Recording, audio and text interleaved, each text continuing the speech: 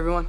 What's up guys, Unofficial MCU here, hope we're all doing well, and in this video we are going to be discussing the Loki Season 2 finale, some interesting new behind the scenes details into those regards. We're going to go ahead, we're going to hop right on into it. In this video we are going to be taking a read from the direct article. I'll have their article linked in the description down below.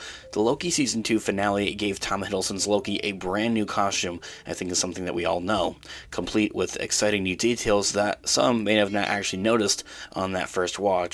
During the final moments of Loki Season 2, Tom Hiddleston's former God of Mischief, now God of Stories, took on the massive responsibility of holding the sacred timeline together with his bare hands. Once Loki walked through the pure temporal energy, which was teased in the previews ahead of the Season 2 finale, he also showed up with a new costume that took him back to his roots, flowing green robes and long, glorious horns atop of his head. Marvel Entertainment recently had shared a new behind-the-scenes look into Loki's costume from Loki Season 2, highlighting one specific detail that may have gone unnoticed. As Loki officially took on that God of Stories persona seen in the Marvel Comics originally, he is also seen with his classic curved horns fans will recognize from past costumes, although this time it brings a little bit of a twist to them. Looking at the horns, they're made out of obsidian, the same material that made up the Citadel at the end of time, or the Nether portal in Minecraft. Now, the home base for Kang and the Conqueror in his variant, He Who Remains in the Loki Season 1 finale, taking from that material and adding it to his actual new persona and costume is something kind of cool. Fans will also notice that the floor of the Citadel at the end of time beneath Loki's feet as he took on his new throne, indicating that Loki now took on that role of that He Who Remains is occupied as the figure that had watched over every timeline in the multiverse.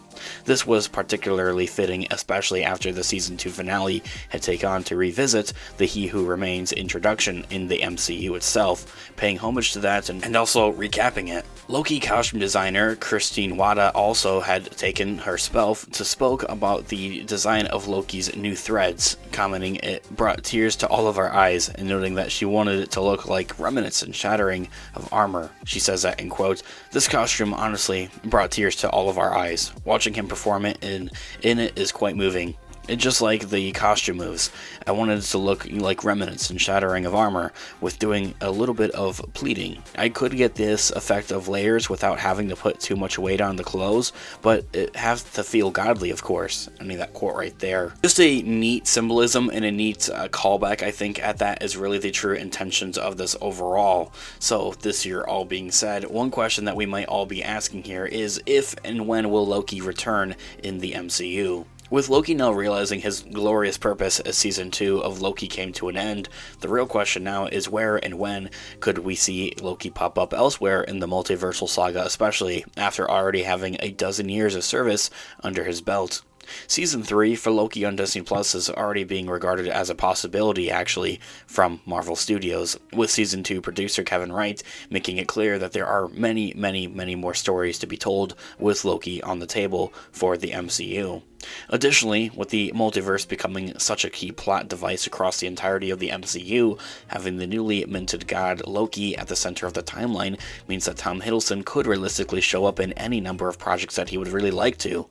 The most likely of these entries would have to do something like, Deadpool 3, which is already rumored to feature Owen Wilson's Mobius, and boasts heavy ties to multiversal universes, with the classic X-Men characters finally making their full MCU debut. And more than anything, many are expecting Loki to show up in Avengers The Kang Dynasty and Avengers Secret Wars, thanks to his intimate knowledge of Kang and his insights of how to potentially keep the entire multiverse afloat.